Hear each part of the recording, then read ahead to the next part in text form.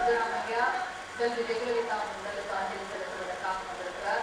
தற்பொழுது திரு சித்தராமையா அவர்கள் செல்வி ஜெயலலிதா முத்துக்கோடியான திருமதி சசிகலாவிடம் ஆறுதல் கூறிக்கொண்டு உரையாடி கொண்டிருக்கிற நேரடி காட்சிகளை நாம் பார்த்து வருகிறோம்.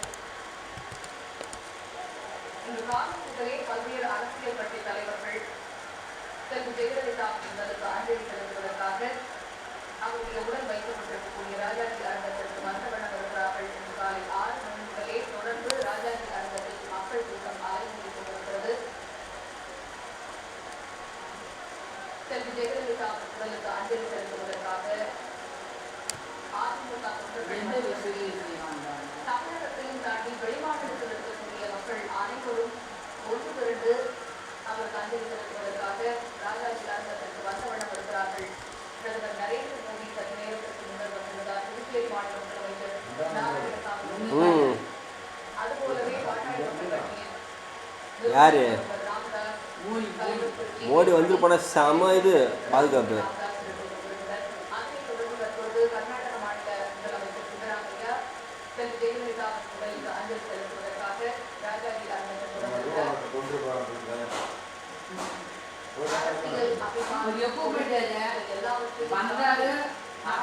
அனைத்து அரசியல் கட்சி தலைவர்களும் ராஜாஜி அரங்கத்திற்கு வந்து செல்வி ஜெயலலிதா முதல் வைக்கப்பட்டிருக்கக்கூடிய இடத்தில் அவருக்கு அஞ்சலி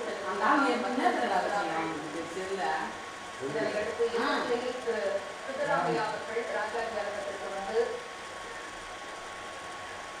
செல்வி ஜெயலலிதா உடலுக்கு அஞ்சலி செலுத்திவிட்டு அவருடைய முத்துக்கோடியான திருமதி சசிகலாவிடம் ஆறுதல் கூறிய நேரடி காட்சிகளை நாம் பார்த்தோம்.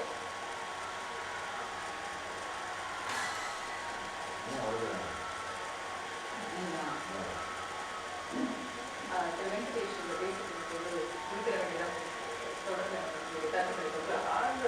ஆழ்ந்த ஒரு போராட்ட குணம் மட்டுமல்ல, ஆழ்ந்த ஒரு பிடிப்பு அப்படின்னு நம்ம விஷயத்தை இந்த மாதிரியான அரசியல் களத்தில் குறிப்பாக நீங்கள் ஆண்கள் நிறைந்த ஒரு அரசியல் களம் என்பது ஒரு பெரிய ஒரு அபாயகரமான ஒரு பார்த்தீங்கன்னா அடிப்படையில் ஒரு ஆரோக்கிய சமூகம் அப்படிங்கிறது தொடர்ச்சியான பெண்களுடைய சந்திரபாபு நாயுடு அவர்கள் ராஜாஜி அரங்கத்தில் வைக்கப்பட்டிருக்கக்கூடிய செல்வி ஜெயலலிதா உடலுக்கு அஞ்சலி செலுத்துவதற்காக வந்திருக்கிறார். கர்நாடக மாநில முதலமைச்சர் சித்தராமையா செல்வி ஜெயலலிதா உடலுக்கு அஞ்சலி